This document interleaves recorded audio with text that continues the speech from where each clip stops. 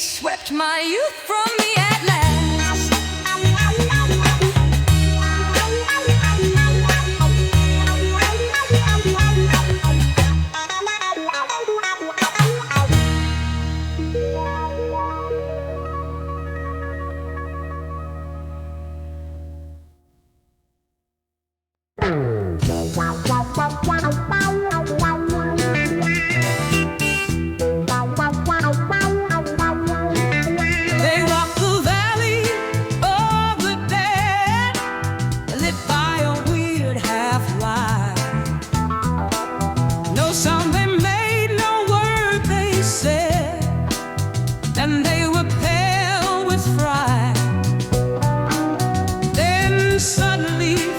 Unseen places came, loud laughter that was like a whip of flame. They looked and saw beyond above, a land where wrong souls wait. Those spirits called to earth by love and driven back by hate, and each one stood in anguish, dumb and wild, as she beheld the phantom of her child. They saw the soul her wish had hurled out into night and death, before it reached the mother world or drew its natal breath. And terrified, each hid her face and fled beyond the presence of her unborn dead.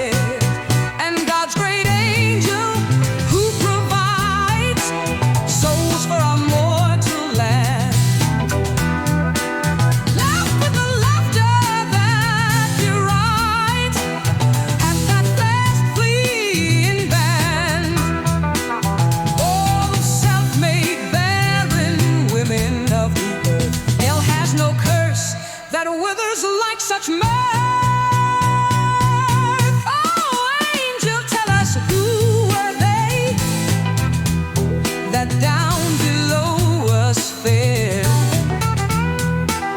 Those shapes with faces strained and gray, and eyes that stared and stared. Something there was about them gave us fear, yet are we lonely. Now they are not here. Thus spake the spectral children, thus the angel made reply. They have no part or share with us. They were but passers-by. But may we pray for them, the phantoms plead, yeah, for they need your prayers. The angel said they went upon their lonely way, far, far from paradise. Their path was lit with one ray from ghostly children's eyes, the little children who were never born. And as they passed, the angel left in scorn.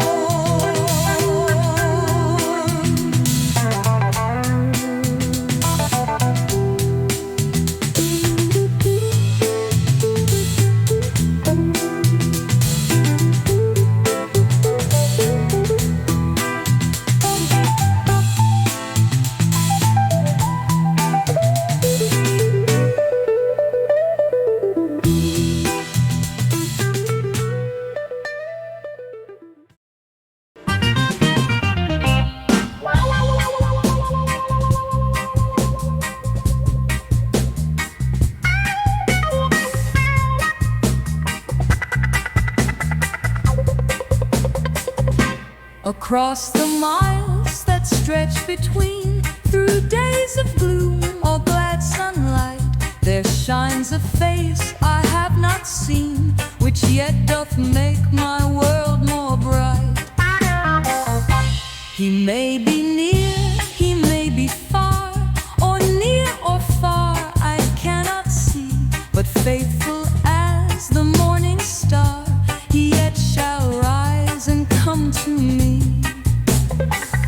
What though fate leads us separate ways? The world is round and time is fleet, a journey of a few brief days, and face to face we two shall meet.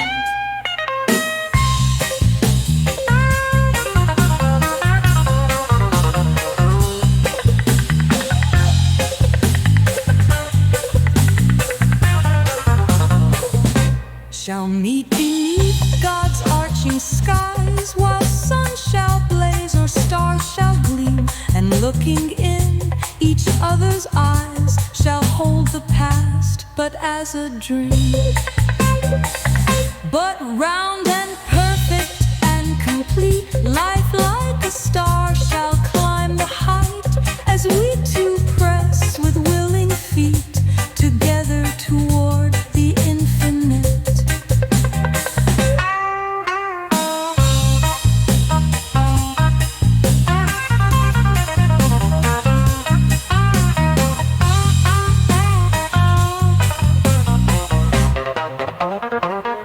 And still behind the space between, as back of dawns the sunbeams play, there shines the face I have not seen, whose smile shall wake my world today.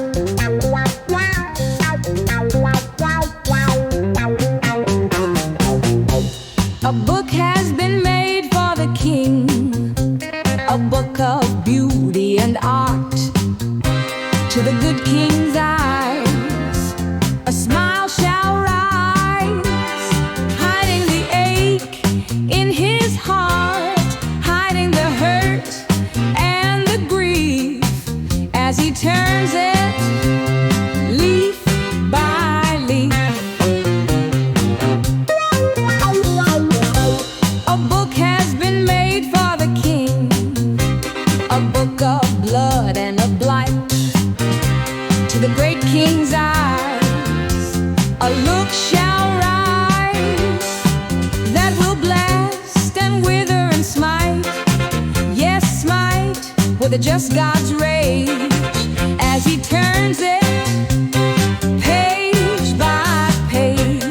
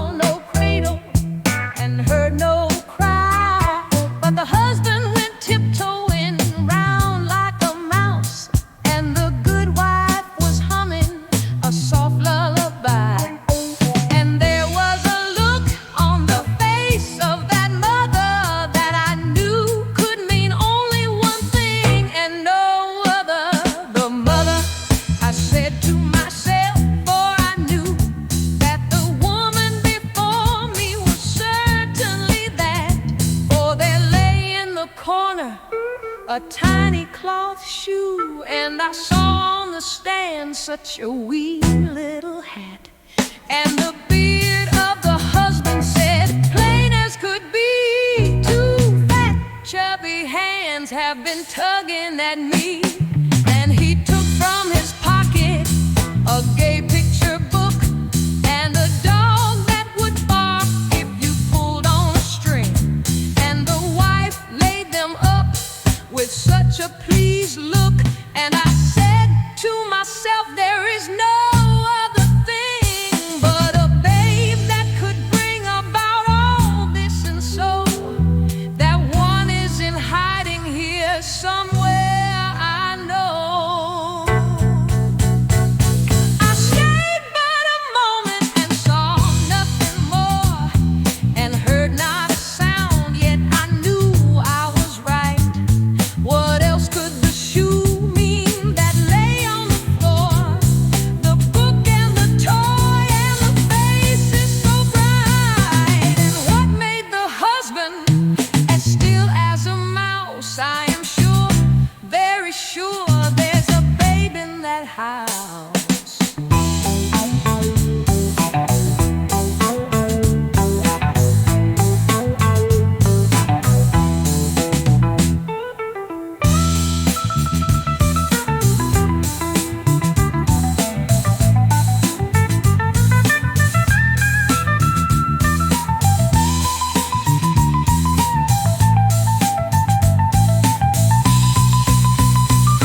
I stayed but a moment and saw nothing more, and heard not a sound, yet I knew I was right. What else could the shoe mean that lay on the floor? The book and the toy and the faces so bright.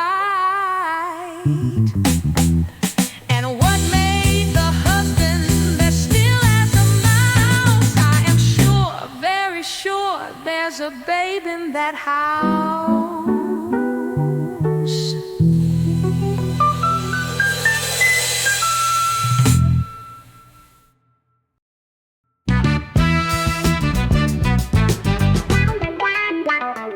Some cawing crows, a hooting owl, a hawk, a canary, an old marsh fowl. One day all meet together to hold a caucus and settle the fate of a certain bird without a mate, a bird of another feather. My friend said the owl with a look most wise, the eagle is soaring too near the skies in a way that is quite improper. Yet the world is praising her, so I'm told, and I think her actions have grown so bold that some of us ought to stop her. I have heard it said, quote Hawk with a sigh, that young lambs died at the glance of her eye, and I wholly scorn and despise her. This and more I am told they say, and I think that the only proper way is never to recognize her. I am quite convinced, said Crow with a caw, that the eagle minds no moral law. She's a most unruly creature.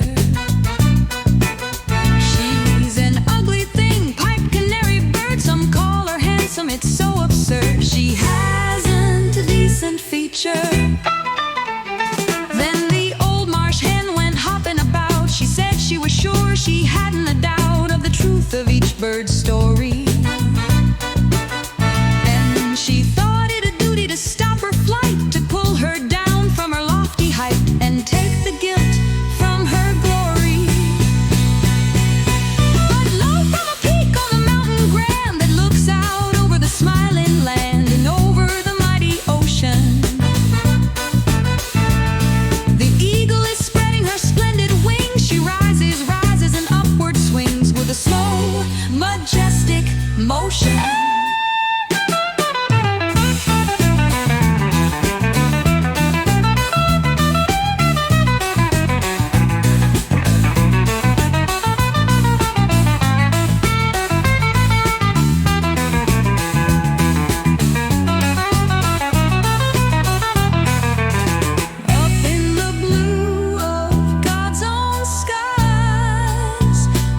Cry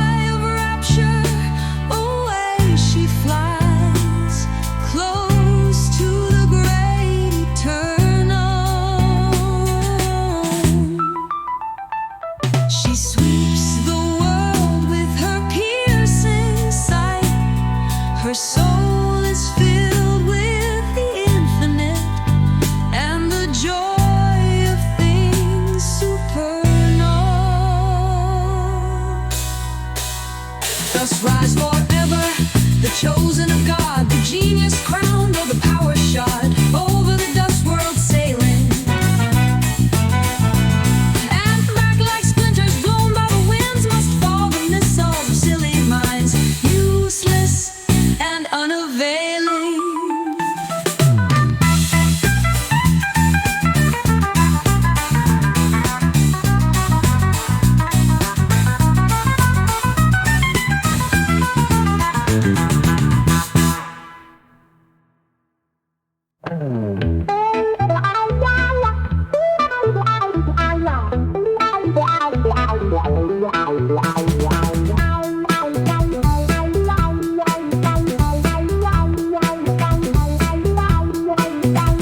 An hour ago, when the wind blew high at my lady's window, a red leaf beat, then dropped at a door where passing by she carelessly trotted under her feet.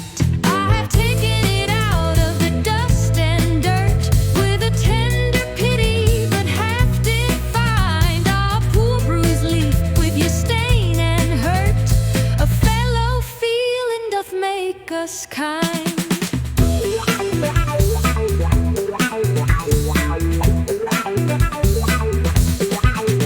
On winds of passion, my heart was blown like an autumn leaf one hapless day. At my lady's window with tap and moan, it burned and fluttered its life away.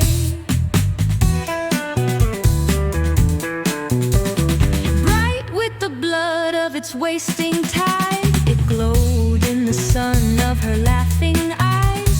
What cared she though a stray heart died? What to her were its sobs and sighs?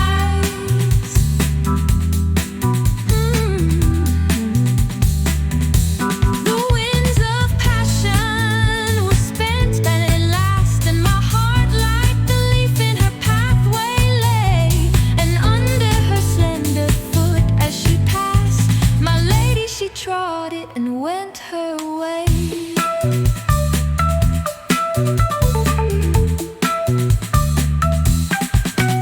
So I picked the leaf from its dusty place